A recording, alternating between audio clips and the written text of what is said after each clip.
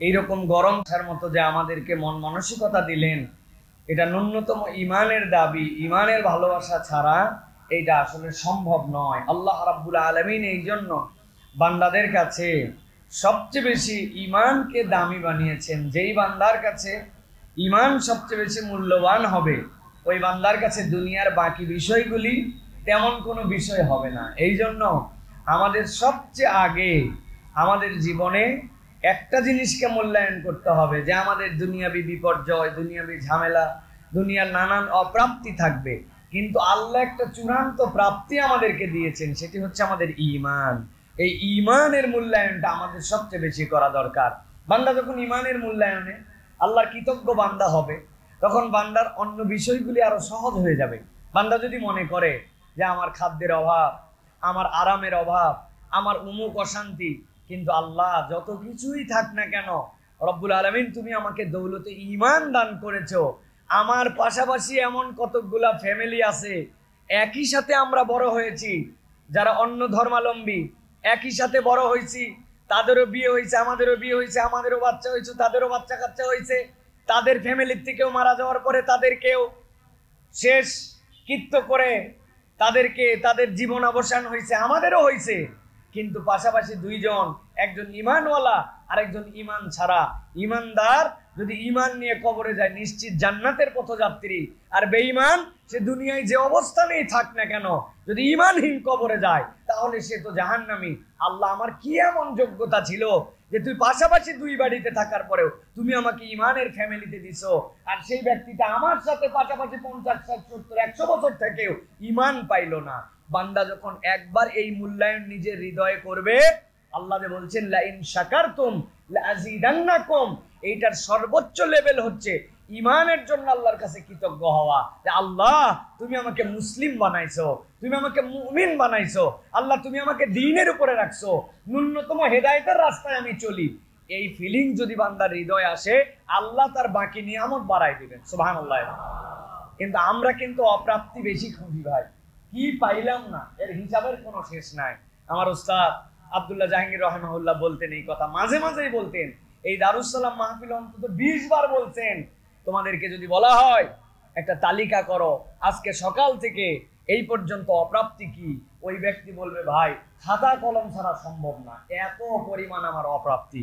বাড়ির থেকে বউয়ের সাথে গন্ডগোল, বাচ্চা কাচ্চা কথা শোনে না, শরীরে ব্যারাম, আরাম নাই, যা কামাই করি তাতে চলে না, অফিসের বস খারাপ, কর্মচারী খারাপ, আমার পরিবেশ খারাপ, ভাল লাগে না, বাসে উঠবো সিরিয়াল পাই না, উঠলেও ভিতরে সিট পাই না, ভাড়া বাইরে গেছে, বাজারে গেলে বাজার গরম, পরিবেশ গরম, যে খাবার কিনে আনতেছি টাকা দিয়ে ওর মধ্যে বিষ, ওর মধ্যে যেটা এটা কি 1 নম্বর না 2 নম্বর, আবার বাড়িতে আসলাম, আসার পরে বউয়ের সাথে খ্যাস খ্যাস, জীবনটা শেষ ভাই, তেজপাতা হয়ে গেছে, বলে না ভাই?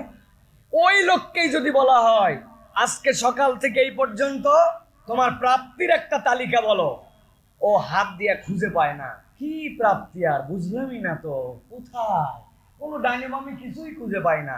কিন্তু ওকে যদি বলা হয় রাত্রে যে ঘুমিয়ে গেছিলে, সকালবেলা এই চোখটা তোমার আর খুলবে না, চোখটা আটকায় গেছে তোমার, বাকি দুনিয়ার সব তোমার ঠিক হয়ে যাবে, খালি চোখ দুটা তোমার অন্ধ, তখন টের পাবে। আরে বলে কি, চোখ দিয়ে দেখতে পাই, সকালবেলা উঠার পরে দেখছে পা দুইটা অবশ হয়ে লুলা হয়ে গেছে, বউরে ডাক দিচ্ছে, বউ বাথরুম তো অনেক জোরে লাগছে, বাথরুমে তো যেতে পারি না, আমার কাঁধে ভর দাও, হাত দাও দিয়ে আমারে বাথরুমে নিয়ে যাও। না না, আমার পা তো ঠিকই চলে, হাতটা দিয়ে ফ্ল্যাশটা করতে পারি, বাম হাত দিয়ে শৌচ কাজ করতে পারি, মুখটা দিয়ে খাইতে পারি, নাকটা দিয়ে নিঃশ্বাস নিতে পারি, নিজের জামাটা নিজে পরতে পারি, কারো সহযোগিতা লাগতেছে না।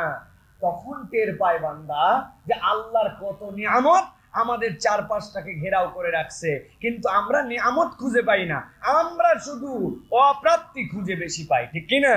এই জন্য প্রিয় ভাইয়েরা, যেই বান্দা তার জীবনে প্রাপ্তির তালিকা বাড়াতে পেরেছে, আল্লাহর কৃতজ্ঞতা বোধে আবদ্ধ হতে পেরেছে, আল্লাহ ওই বান্দার নিয়ামত বাড়ায় দেন। আপনারা আরবির এই আয়াতে কারিমা যদি খেয়াল করেন, আল্লাহ রাব্বুল আলামিনের কোনো দরকার আছে যে আল্লাহ রাব্বুল আলামিন বলছেন লা ইন শাকারতুম লাযিদান্নাকুম, আল্লাহর কেন নুনের উপরে শকিলা দেওয়া লাগবে?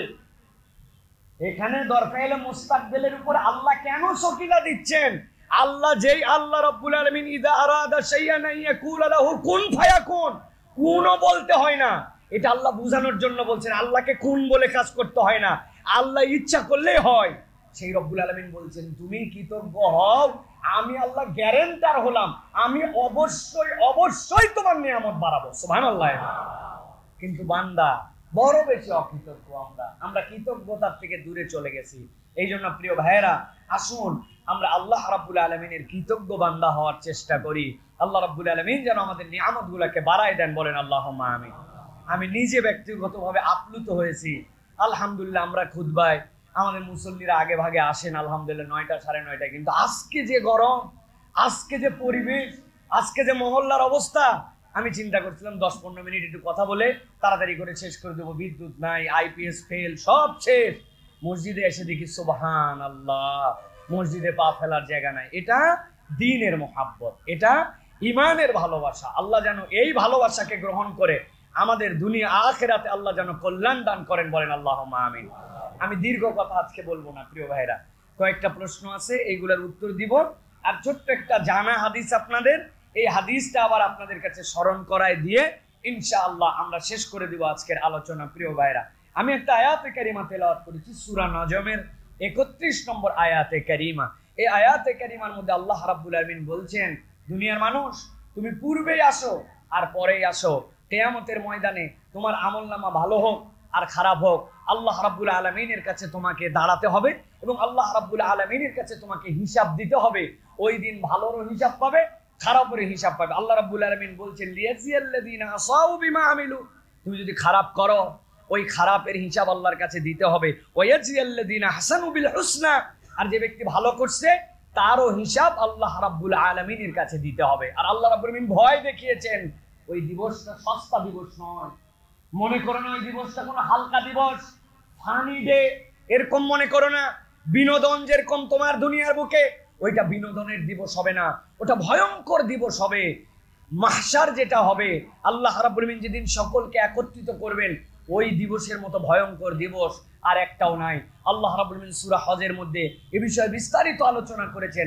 আল্লাহ এক পর্যায়ে বলতে বলতে বলেছেন যে এই পেটের মধ্যে সদ্য সন্তান আছে, এখনো ম্যাচুর হয় নাই, কিন্তু ওই দিবসটা এমন ভয়ঙ্কর হবে যে তার মা আতঙ্কে তার সন্তানকে পেটের থেকে গর্ভপাত করায় দিবে, সে বুঝতেই পারবে না তার পেটের সন্তান বেরিয়ে গেছে। এত ভয়ঙ্কর দিবস।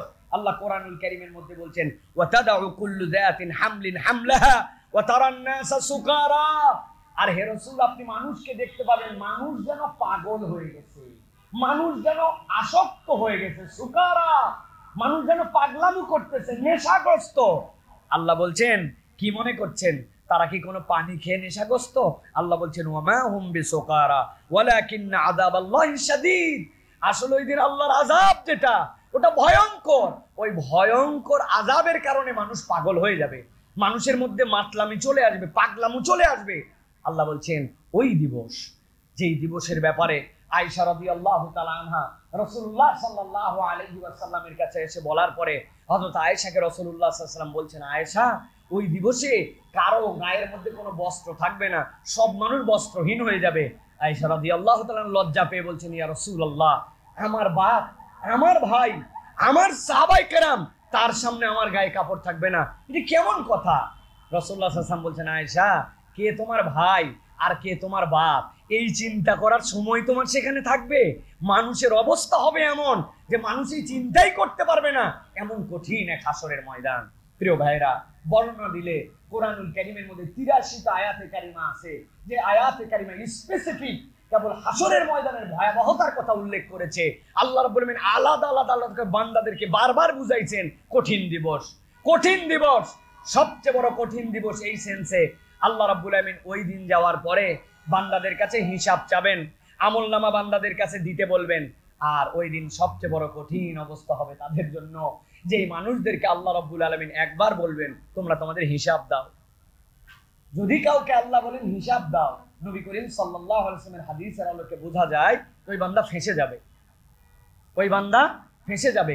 সুল হিসাব, হাদিসের মধ্যে এটার ব্যাখ্যা কোরআনের এই তাফসীরের মধ্যে আসছে। সুল হিসাব মানে আল্লাহ যদি বলেন তোমাকে হিসাব দিয়ে পার পেতে হবে, তাহলে ওই বান্দা আটকায় যাবে। আল্লাহ রাব্বুল আলামিন এই জন্য আল্লাহর কাছে ফরিয়াদ করতে বলছেন, আল্লাহ তুমি আমাদেরকে খারাপ হিসাব থেকে বাঁচাও। খারাপ হিসাব মানে কি? আমার যে হিসাবে হিসাবে আমি আল্লাহর কাছে দিতে পারবো না, এই কঠিন দিবস। নবী করিম সাল্লাল্লাহু আলাইহি ওয়াসাল্লাম বলছেন, ডানে বিপদ, বামে বিপদ, সামনে বিপদ, পিছনে বিপদ। আদম আলাইহিস সালাম থেকে মুহাম্মদুর রাসূলুল্লাহ সাল্লাল্লাহু আলাইহি ওয়াসাল্লাম পর্যন্ত মানুষ দৌড়াবে, শুধু একটুখানি বিচার যেন শুরু হয়ে যায়, তারপরে যা হয় হবে। আমরা সহ্য করতে পারি না এরকম কঠিন দিবস। আল্লাহ নবী বলছেন, ওই দিবসে আমি মুহাম্মদুর রাসূলুল্লাহ সাল্লাল্লাহু আলাইহি ওয়াসাল্লাম তোমাদেরকে জানাচ্ছি 60টা শ্রেণী এমন হবে যেই মানুষগুলোর ওই দিন কোনো টেনশন থাকবে না। আল্লাহ রাব্বুল আলামিন তাদেরকে এমন ভাবে আল্লাহ রাব্বুল আলামিনের কাছে রাখবেন যে ওই মানুষগুলো মৃদু কণ্ঠে, হাসিস আরবিতে বলা হয় একজন আরেকজনের সাথে কানে কানে যে কথা বলে, হাসিস, একটু ফিসফিস করে, ভাই কেমন আছেন, ভালো আছেন, অবস্থা কি আপনার? আমার অবস্থা ভালো। এই যে মানুষ কেবল একজন আরেকজনের শুনতে পাচ্ছে, আল্লাহ বলছেন তাদেরকে আল্লাহ এত ভিআইপি মর্যাদায় রাখবেন যে পুরা কিয়ামতের ময়দান বিপর্যস্ত, কিন্তু এই মানুষগুলো একটা মৃদু ফিসফিসানি কণ্ঠও শুনতে পাবে না। আল্লাহ তাদেরকে আলাদা একটা পরিবেশে রেখে আল্লাহ জান্নাতে ঢুকায় দিবেন। ওই জান্নাতে যাওয়ার আগে নবী করিম সাল্লাল্লাহু আলাইহি ওয়াসাল্লাম বলছেন 60টা শ্রেণীকে আল্লাহ রাব্বুল আলামিন তার আরশে আজিমের ছায়া দিবেন, যেই দিন আল্লাহর ছায়া ছাড়া আর কোনো ছায়া থাকবে না। এই হাদিস জীবনেও শুনেননি এরকম এখানে একজন লোকও নাই, ঠিক কিনা ভাই? সবাই জানি আমরা, কিন্তু কোরআন আমাদেরকে বলছে ফাযাক্কির ফাইন্না যিকরা তানফাউল মুমিনিন, ফাইন্না যিকরা, আল্লাহ বলছেন স্মরণ করা। আপনার উম্মতকে আবার বলেন, নিশ্চয় আপনার উম্মত এই জিকিরের দ্বারা কল্যাণ পাবে। তো আজকে আমরা সংক্ষিপ্ত সময়ে এই যে কঠিন গরম, এই যে কঠিন পরিবেশ চলতেছে আমাদের, এই পরিবেশে আমরা একটু ফিল করতে পারছি কষ্টটা কি, গরমটা কি, বিদ্যুৎ না থাকার ফিলিংসটা কি। ওই জন্য আমি মনে করছি ছায়ার দামটা আজকে একটু হৃদয় অনুভব করা যায়। এই যে মসজিদে আপনারা বসে আছেন, ফ্যান নাই, কষ্ট হচ্ছে আপনাদের, এসি বন্ধ, কিন্তু বলেন তো ভাই, এই মসজিদে বসাটাই আমাদের এই মিরপুর গাবতলী রাস্তার মধ্যে যদি এখন এই জায়নামাজ দিয়ে বসা লাগতো, তাহলে কি আমাদের জন্য এখান থেকে কতটুকু ভয়াবহ কঠিন হতো কিনা ভাই? বুঝে থাকলে বলেন কঠিন হতো কিনা? তাহলে আমরা গরমে আছি, কষ্টে আছি একটু, কিন্তু রাস্তার মধ্যে উন্মুক্ত খোলা রোদ মাথার উপরে পড়ার থেকে এই ছাদের ছায়াটা আমাদের জন্য তৃপ্তিদায়ক, ঠিক কিনা? ঠিক বুঝেন, কিয়ামতের ময়দান বিপদ। আল্লাহ রাব্বুল আলামিন বলছেন ওই দিন আল্লাহর ছায়া ছাড়া কিচ্ছু থাকবে না, আর 7 শ্রেণীর লোককে আল্লাহ নিজ দায়িত্বে ছায়া দান করবেন। নবীজি সাল্লাল্লাহু আলাইহি সাল্লাম বলছেন, দুনিয়ার মানুষ ভালো করে জানো, সাবাতুন ইউযিল্লিহুমুল্লাহু ফি যিল্লি ইয়াউমা লা যিল্লা ইল্লা যিল্লু। আল্লাহর ছায়া ছাড়া ওই দিন যখন বান্দাদের কাছে আর কোনো ছায়া থাকবে না, রব্বুল আলামিন ওই দিন 7 শ্রেণীর মানুষকে নিজে ডাক দিবেন, ডাক দিয়ে বলবেন, ও বান্দা তোমার কোনো চিন্তা নাই, আজকের দিবসে কষ্ট আছে মানুষের জন্য, আজকের দিবসে হিসাব হবে, আজকের দিবস তোমাদের জন্য বিপদ, কিন্তু আমি রব্বুল আলামিন নবীকে দিয়ে জানাই দিলাম, দুনিয়ায় যদি তুমি 7 কোয়ালিটির মধ্যে নিজেকে ঢুকায় নিতে পারো, কিয়ামতের ময়দানে কিয়ামত হতে থাকবে, কিন্তু আমি রব্বুল আমিন তোমাকে আমার আরশে আযমের নিচে ছায়া দিয়া আমার বান্দার ওই সময়টুকুকে পার করায় দিব। এরপরে বান্দাকে আমি রব্বুল আলামিন একটা নিয়ামত দিব, নূরুহুম ইয়াসা বাইনা আইদিহিম ওয়া বিআইমানিহিম।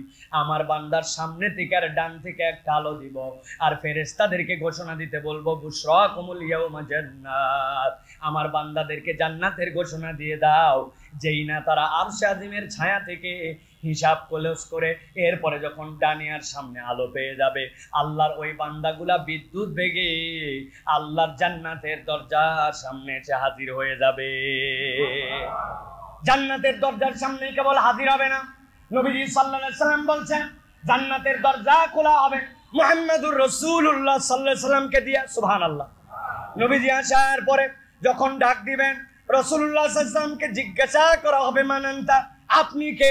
এইটা নবীজি সাল্লাল্লাহু আলাইহি সাল্লামের জন্য সম্মান। যেই না রাসূলুল্লাহ সাল্লাল্লাহু আলাইহি সাল্লাম নিজের পরিচয় দিয়ে দিবেন, ফেরেশতারা সাথে সাথে বলবে এরকমই তো হওয়ার কথা ছিল, আল্লাহর পক্ষ থেকে নির্দেশ ছিল মুহাম্মদ সাল্লাল্লাহু আলাইহি সাল্লাম ছাড়া যেন জান্নাতের দরজা খোলা না হয়। নবীজি বলছেন এরপরে উম্মতের মধ্যে তালিকা প্রকাশ করা হবে। উম্মতের প্রথম ব্যক্তি হিসাবে হযরত আবু বকর সিদ্দিক রাদিয়াল্লাহু তাআলা জান্নাতে ঢুকে যাবেন।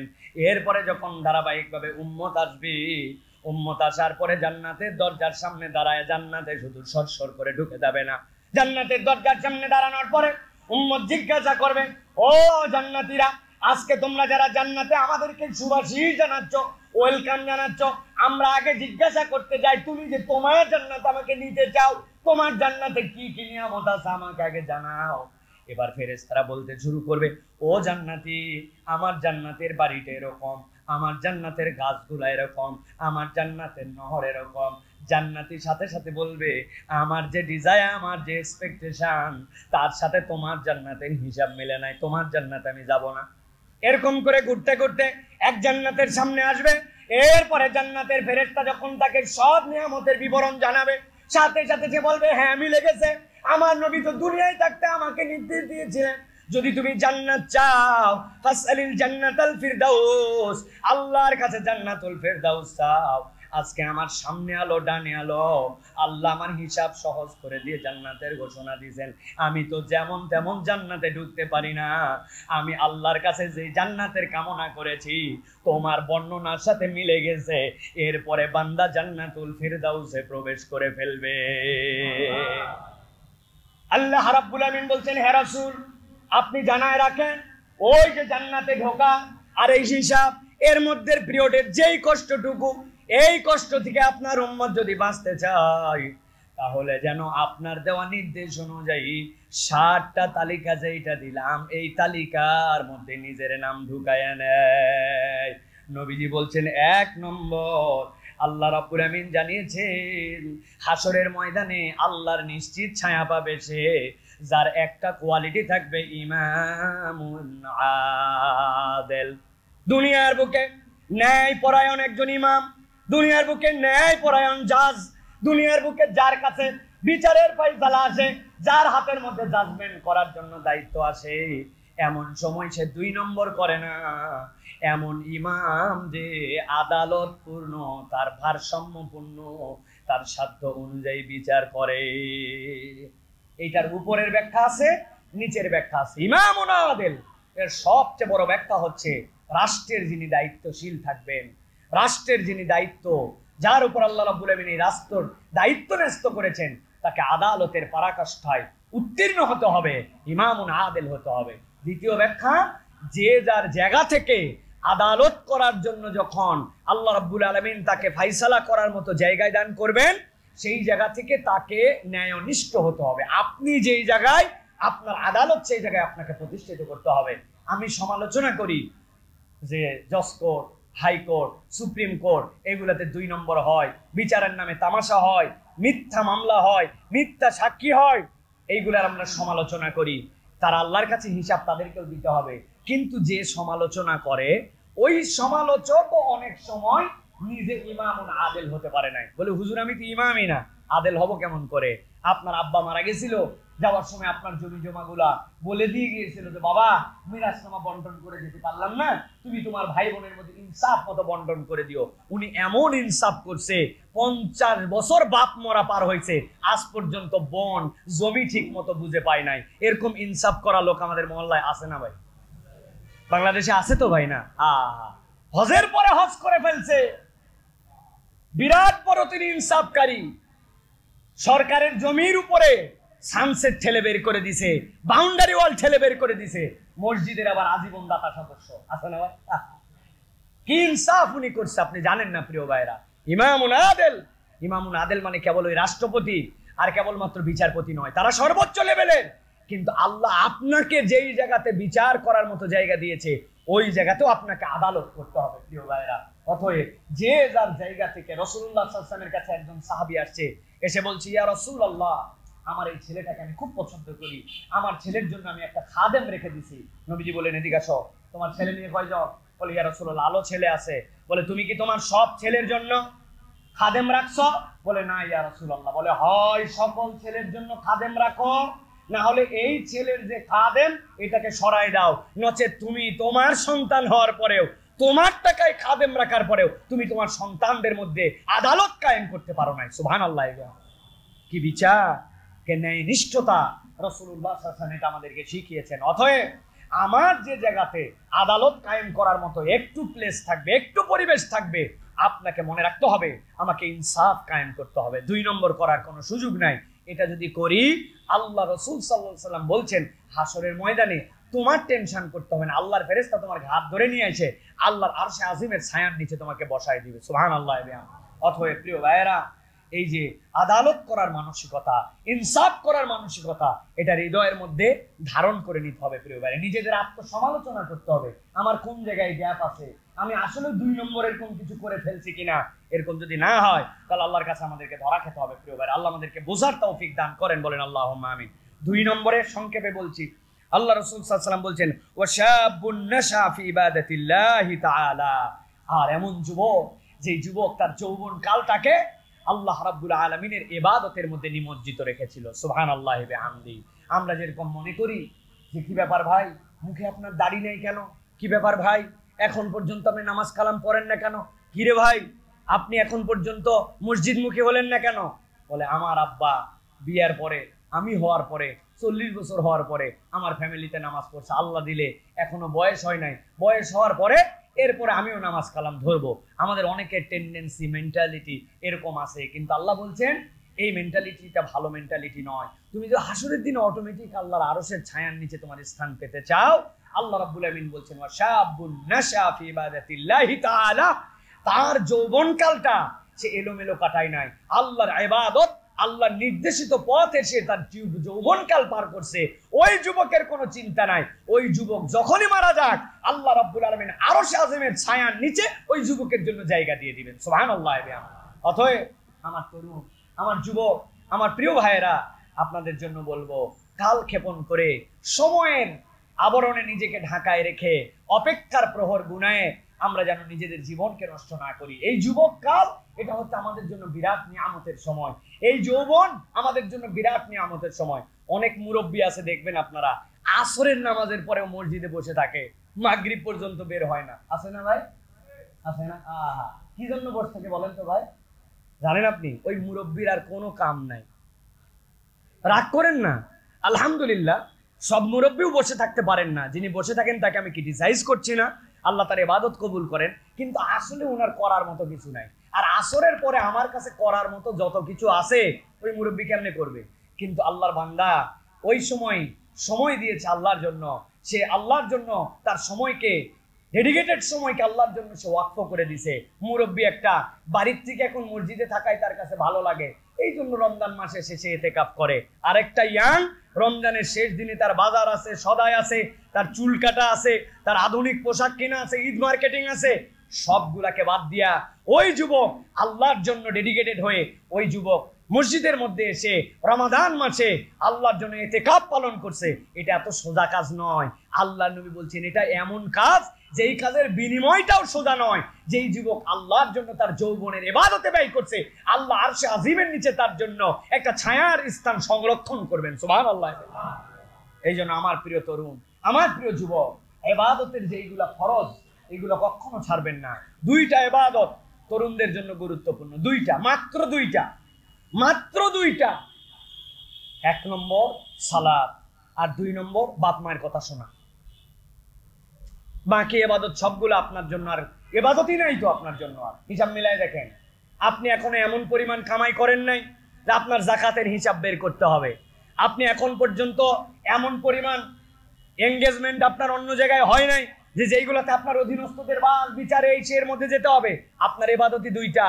আজান হয়েছে, মসজিদের সাথে আপনার সম্পর্ক, আপনি নামাজ ছাড়েন না। আর 2 নম্বর ওয়াকাদা রাব্বুকা আল্লা তা'বুদু ইল্লা ইয়্যা ওয়া বিল ওয়ালিদাইনি ইহসানা, বাপ মায়ের কথা শুনে চলেন।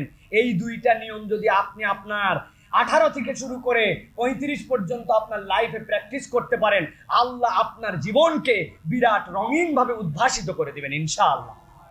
এইটা আপনার জন্য লাগবে প্রিয় ভাইরা।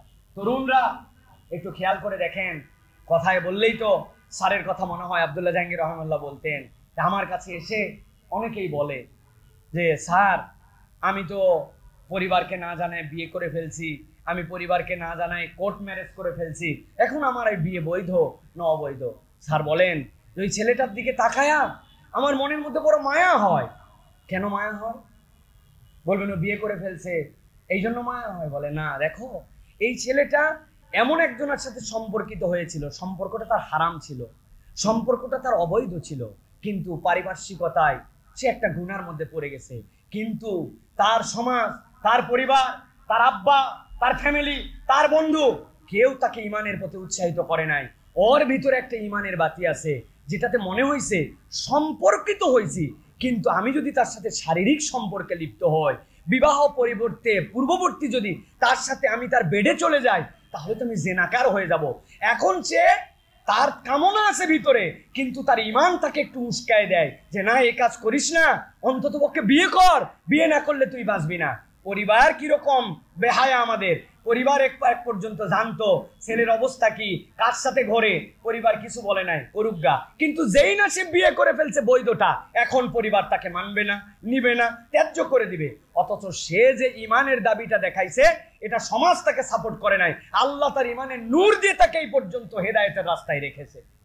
তার বলেন ফতুয়া পড়ে, আগে তুমি এই বাস্তবতাটা কল্পনা করো। প্রিয় ভাইরা, এই জন্য বলবো, এই সমাজ, এই আশপাশের পরিবেশ কেউ আমাদের বন্ধু না, কেউ আমাদেরকে সাপোর্ট করে না।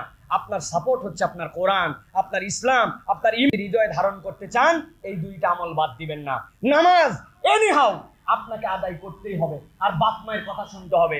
বাপ মা এমন একটা কথা বলছে আপনার পছন্দ হয় না, ভাল লাগে না, আনস্মার্ট লাগে, চুল কাটা তারটা যেই স্টাইল বলে আমার পছন্দ হয় না, জামা কাপড় যেমনি পড়তে বলে, সন্ধ্যার পর বাড়িতে আসতে বলে, সকাল সকাল একটু উঠতে বলে, বাড়ির মধ্যে একটুখানি বাড়ির থেকে খারাপ বন্ধু বান্ধবের সাথে ঘুরতে মানা করে, একটাও আমার মনের সাথে মিলে না। কি বুঝবে বাপ মা? 40 বছর আগের বাপ মা, এখনকার দুনিয়া বোঝে নাকি?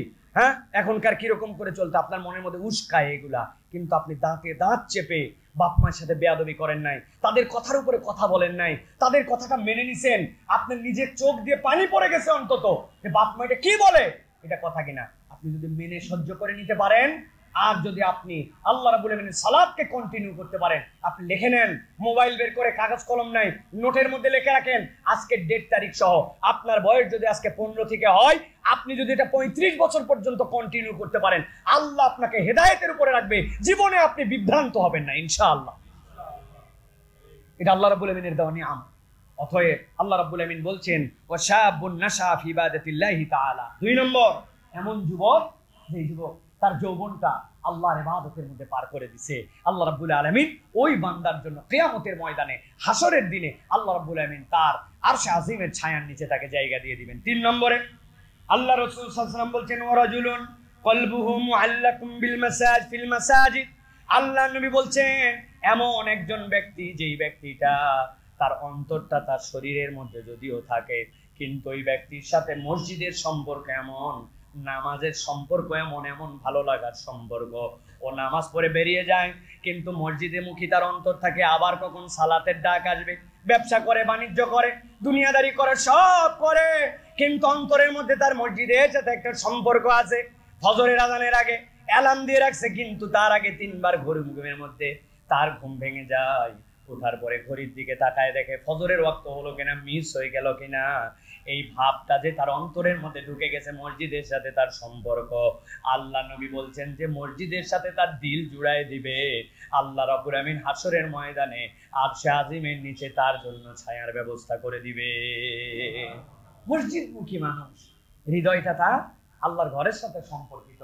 আল্লাহর ঘরে আসার অজুহাত খোঁজে না, আসার অজুহাত খোঁজে না। বান্দা সব সময় মসজিদে জামাতের সাথে সালাত আদায় করে। রাসূলুল্লাহ সাল্লাল্লাহু আলাইহি ওয়াসাল্লাম বলছেন, এইটা আল্লাহর আরশে আজিমের ছায়াপ্রাপ্ত দলের মধ্যে অন্তর্ভুক্ত। 4 নম্বরে রাসূলুল্লাহ সাল্লাল্লাহু আলাইহি ওয়াসাল্লাম বলছেন, ওয়া রাজুলানি তাহাব্বা ফিল্লাহি ইসতামা আলাইহি ওয়া তাফাররাকা আলাইহি। 2 জন ব্যক্তি, কঠিন বন্ধুত্ব, কঠিন মহব্বত, কিন্তু এই মহব্বত কি জন্য? আল্লাহর জন্য। ও আল্লাহকে ভালোবাসে, ও দ্বীন ইসলামকে ভালোবাসে, ও আল্লাহ রসুলকে মহব্বত করে, আমিও আল্লাহ রসুলকে মহব্বত করি। তাহলে আমাদের বন্ধুত্ব হয়েছে এই জন্য যে সেও দ্বীন ইসলাম পছন্দ করে, আমিও পছন্দ করি। 2 জন এক হয়েছে। দোস্ত একটু আয় তো, তোকে দেখলে ভাল লাগে, একটু কথা হয় না কতদিন। ওই ইমানদার, ওই ইমানদার, 2 জন এসে একত্রিত হয়েছে, আবার আলাদা হয়ে গেছে। দোস্ত আবার দেখা হবে, বিদায় নিলাম। কি জন্য? সে আমার একটা মুসলিম বন্ধু, সে আল্লাহ আল্লাহ রসুলকে পছন্দ করে। আল্লাহর ভালোবাসায় দুইজন একত্রিত হয়, আবার দুইজন আলাদা হয়ে যায়। আল্লাহ বলতেছেন এই রকম যে ব্যক্তিদ্বয়, এই ব্যক্তিদ্বয়কেও আল্লাহ রাব্বুল আমিন তার আরশে আজিমের নিচে ছায়া দিয়ে দিবেন। সুবহানাল্লাহ। অতএব এটা একটা বেসিক যে আমাদের বন্ধুত্ব, আমাদের ভালোবাসা, আমাদের সম্পর্ক, আমাদের দেখা সাক্ষাৎ, আমাদের দাওয়াত, আমাদের একজনের সাথে আরেকজনের সময় দেওয়া, এইগুলো আল্লাহ এবং আল্লাহ রসুলকে প্রায়োরিটি দিয়ে আমাদের করতে হবে, কেবল দুনিয়ার জন্য নয়। চল চিল করি, একটু চিল করতে যাই, কি করে?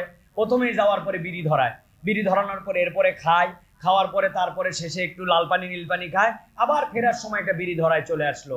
এদেরকে এই মহব্বত আপনার কি মনে হয় যেটা আল্লাহ আল্লাহ রসুলের জন্য মহব্বত? প্রিয় ভাই না, কিন্তু আমাদের কালচার এরকম হয়ে গেছে। এখন আমরা চিল করতেছি, আমরা ঘুরতেছি, হ্যাঁ আমরাও চিল করি, আমরাও চিল করি, কিন্তু চিল করার লেভেল আছে। আপনি যখন দেখলেন, হ্যাঁ বন্ধু বান্ধবের সাথে রাসূলুল্লাহ সাল্লাল্লাহু আলাইহি ওয়াসাল্লাম বলেছেন তোমাদের মধ্যে সর্বোত্তম আমল কি? রাসূলুল্লাহ সাল্লাল্লাহু আলাইহি ওয়াসাল্লাম বলছেন আফদালুল আমাল তোমাদের কাছে ইতআমুত তুআম, মানুষকে খাওয়ানো। আপনি চিন্তা করছেন বলছে চিল, কিন্তু আমি আমার বন্ধুদের কাছে খাওয়াবো নবীর এই সুন্নাত অনুযায়ী। সবাই খাইছেন, ওয়াক্ত হয়ে গেছে নামাজের, খাওয়া চলো আগে নামাজটা আদায় করে আসি। এসে আবার বাকিটুকু খাইছে, খাওয়ার পরে একজন আরেকজনের সাথে সৌহার্দ্য বিনিময় হয়েছে, বলছে দোস্ত আজকে কিন্তু আমি খাওয়ালাম, আরেকদিন কিন্তু তোমারে খাওয়াই এই সোয়াব নিতে হবে। এটা দেখানোর কিছু নাই, এটা লৌকিকতার কিছু নয়, আপনি সোয়াবের নিয়তে খাওয়াই। এইটাও চিল, ওইটাও চিল। একটা চিল আপনার কাছে ফেরেশতারা লিখবে ইবাদত, আরেকটা চিল আপনার কাছে ফেরেশতারা লিখবে এটা একটা ফাহেশা কাজ, ঠিক কি না? অতএব প্রিয় ভাইয়েরা, রাসূলুল্লাহ সাল্লাল্লাহু আলাইহি ওয়াসাল্লাম বলছেন ওয়ারাজুলানি তাহাব্বা ফিল্লাহি ইসতামা আলাইহি ওয়া তাফাররাকা আলাইহি। সম্পর্ক ছেদ করেছি, ওটাও আল্লাহর জন্য, ভালোবেসেছি, ওটাও আল্লাহ রাব্বুল আলামিনের জন্য। এটা 4 নম্বর গুরু। 5 নম্বরে এরপরে রাসূলুল্লাহ সাল্লাল্লাহু আলাইহি ওয়াসাল্লাম বলছেন ওয়ারাজুলুন দাআতহু ইমরাতুন যাতু মানসিবিন ওয়া জামালিন ফাকালা ইন্নী আখাফুল্লাহ। এমন একটা প্রতারক মহিলা, যেই মহিলা তার সৌন্দর্য দিয়ে, তার আকর্ষণ দিয়ে তাকে খারাপের দিকে ডাকে, এবং সে তখন একটা কথাই তাকে বলে যে আমি তোমার সাথে নাই, ইন্নী আখাফুল্লাহ, আমি আল্লাহকে ভয় করি, তোমার সৌন্দর্য, তোমার শয়তানি, তোমার বান্নামি, এইগুলোর সাথে আমার কোনো সম্পর্ক নাই। এই হাদিসটা এখন বড় ব্যাখ্যার দাবি রাখে প্রিয় ভাইরা। মূলত এটা জেনার দিকে আকৃষ্ট করার জন্য নারীদের কথা বলা হয়েছে, কিন্তু আপনি বাস্তবতায় এখন ভেবে দেখেন, কোন মহিলা সরাসরি আপনাকে এই কথা না বললেও আজকে আমাদের যে সংস্কৃতি, আমাদের যে কালচার, আমাদের নেট জগৎ, এইগুলার সব কিছু নারী কেন্দ্রিক ধোঁকা আর নারী কেন্দ্রিক যত বাজে কিছু, সব কিছু আপনাকে ডাকতেছে। একটা রিলস দেখছেন, দেখার পরে মনে হয়েছে যা আরেকটা দেখি, তো সেম জিনিস দেখার পরে মনে হয়েছে আচ্ছা যেই রিলস দেখলাম এটার তো একটা মাদার আছে, নিশ্চয়ই এই আইটেম আরো আছে, তখন তার মূল অ্যাকাউন্টে ক্লিক করে বাকি খারাপ জিনিসগুলা দেখে। এমন ভাবে আমাদের ডানে বামে সামনে পিছনে এই নারী কেন্দ্রিক যে খারাপ ছড়ায় পড়ছে।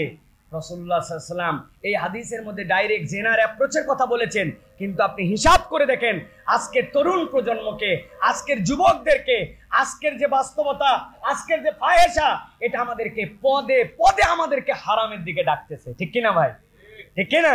আমি কতবার আপনাদেরকে বলেছি, কতবার আপনাদেরকে বুঝিয়েছি, দারুস সালামের টাওয়ারের সামনে বিজ্ঞাপন দিছে এই গরমে যদি আরাম পেতে চান তাহলে ঠান্ডা ঠান্ডা কুল কুল আপনাদের জন্য পাউডার এটা ব্যবহার করেন। এক মহিলা এরকম করে হাত উঁচু করে আছে, তার গায়ের মধ্যে অর্ধেক পোশাক নাই। আমি জিজ্ঞাসা করি ভাই বলেন তো, এই যে গরমকালে গরম কি খালি মহিলার লাগে না পুরুষের লাগে? কথা বলেন না কেন?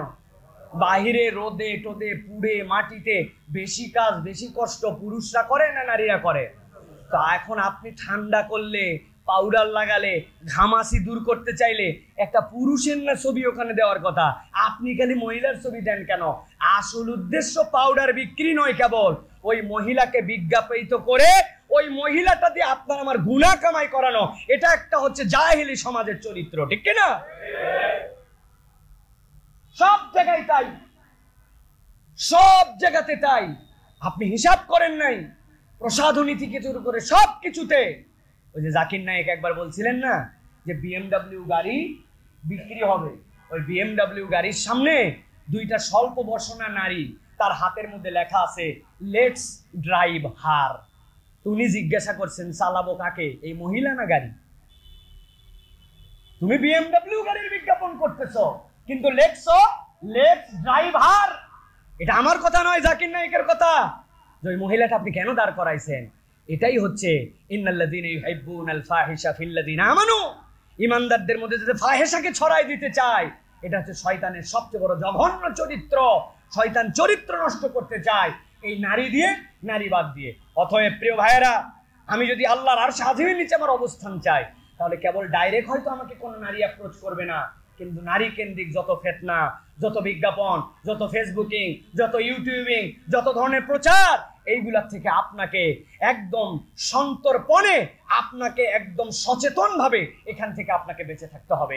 এই বেঁচে থাকা যদি কোনো যুবকের প্রচেষ্টা হয়, কোনো পুরুষের প্রচেষ্টা হয়, ইনশাআল্লাহ এই হাদিসের আলোকে আল্লাহ রাব্বুল আলামিন তাকে কিয়ামতের ময়দানে আল্লাহর আরশ আজিমের নিচে ছায়া দিবেন ইনশাআল্লাহ। প্রিয় ভাইরা, অতএব আমাদেরকে এটার জন্য কষ্ট করতে হবে ভাই। এটা এরকম না হুজুর চলেই আসছে, আমার দোষ কি, আমি কি ইচ্ছা করে দেখতে চাইছি? ভাই, ইচ্ছা করে দেখতে না চাইলেও ইচ্ছা করে আপনাকে বাঁচতে হবে। এখান থেকে বেঁচে থাকাটা আপনার জন্য দায়িত্ব। প্রিয় ভাইরা, সহজ নয়, বলাটা খুব সহজ, বলাটা খুব সহজ, কিন্তু এই আমল করাটা অনেক কঠিন। অতএব এই নারী এবং নারী কেন্দ্রিক ফিতনা, এখান থেকে আমাদেরকে বেঁচে থাকতে হবে। আল্লাহ আমাদেরকে বেঁচে থাকার মতো তৌফিক দান করুক, বলেন আল্লাহুম্মা আমিন। এরপরে রাসূলুল্লাহ সাল্লাল্লাহু আলাইহি ওয়াসাল্লাম বলছেন, ওয়া রাজুলুন তাসাদ্দাকা বিসাদাকাতিন ফাআখফাহা হাত্তা লা তা'লামা শিমালুহু মা তুনফিকু ইয়ামিনুহু। এমন একজন দানবীর, যেই দানবীর কেউ চাইলে দান করে, কিন্তু সে তার দানটাকে গোপন রাখে। কেমন গোপন? আল্লাহ নবী বলছেন, ডান হাতে দান করে, বাম হাত টের পায় না। সুবহানাল্লাহ। বাম হাত টের পায় না। এইরকম গোপনে কিছু দান, দান সিররা ওয়া আলানিয়া, প্রকাশ্যেও করতে পারি, গোপনেও করতে পারি। আমার যখন অভাব তখনও করতে পারি, যখন অভাব নাই তখনও করতে পারি। কিন্তু আল্লাহর নবী স্পেশাল করেছেন এমন এক দল যারা দান করে কিন্তু বলে বেড়ায় না, গোপন রাখে। তার অনেক দান প্রকাশ্য আছে, কিন্তু কতক দান আছে কেউ জানে না। তার ডান হাত আর বাম হাতের ব্যাখ্যা কি? তার দুইটা পকেট আছে, বাম পকেটেও টাকা আছে, ডান পকেটেও টাকা আছে, কিন্তু বাম পকেটে হাত দেয় নাই। সে আস্তে করে ডান পকেটে বের করে আস্তে করে ডান দিয়ে দিছে। তার বাম হাতও নড়ে নাই ওই সময়। সে এমন গোপন রেখেছে তার দানটাকে। আল্লাহ নবী করিম সাল্লাল্লাহু আলাইহি ওয়াসাল্লাম বলছেন, এই গোপন দান আল্লাহ রাব্বুল আমিনের আরশে আজিমের নিচে তোমার জায়গা দিবে। অন্য হাদিসে নবীজি বলছেন, আল্লাহর রাগ দূর করাই দিবে, আল্লাহ তোমার জীবনে বরকতে ভরাই দিবে। সুবহানাল্লাহ। কিছু দান গোপন রাখতে হয় ভাই, সব বলতে হয় না। বউ জানবে না, কেউ জানবে না, আমার নিজের খাতা কলমের হিসাবের মধ্যেও নাই, আমি কিছু দান খয়রাত করে ফেলছি। এটার অ্যামাউন্ট কত হবে? অন্তত পক্ষে 2-3 লক্ষ টাকা, তাই তো না প্রিয় ভাইরা? না, আপনাকে আল্লাহ যা সাধ্য দিয়েছে আপনি সেখান থেকে কিছু দান খয়রাত করবেন, যেটা আল্লাহ রাব্বুল আলামিনের জন্য একদম সংরক্ষিত। প্রত্যেকের এটা আমল বানায় ফেলেন ভাই, প্রত্যেকে বানায় ফেলেন। 10, 20, 50, 100 সপ্তাহে আমার এমন দান থাকবে, কাউকে বলবো না, আমার হিসাবের তালিকার মধ্যে থাকবে না, কেউ জানবে না, চুপচাপ দিয়ে দিব একবারে। আশপাশে আগে দেখে নিব কেউ আছে কিনা নাই, বাস আল্লাহ এটা তোমার আর আমার হিসাব, এটা আমার হালাল কামাই থেকে। আমি স্টুডেন্ট মানুষ, এই টাকাতে আমি চা খেতে পারতাম, এই টাকাতে আমি অন্য কিছু করতে পারতাম। এই 10 টাকা আমার বাপ মা আমাকে দিছিল, আমার বাপ মাও জানে না বা আমার কাছে হিসাবও নিবে না এই টাকাটা আমি কোথায় ব্যয় করছি। যা চুপ করে এর মধ্যে আল্লাহর জন্য দিয়ে দিলাম, মসজিদে দিয়ে দিলাম, ভালো কাজে দিয়ে দিলাম, একটা অভাবগ্রস্ত চেয়েছিল তাকে দিয়ে দিলাম। আল্লাহ রাব্বুল আলামিন আপনার এই ছোট্ট আমল, সবচেয়ে বেশি এটা সহজ, কবুল হয়ে যেতে পারে।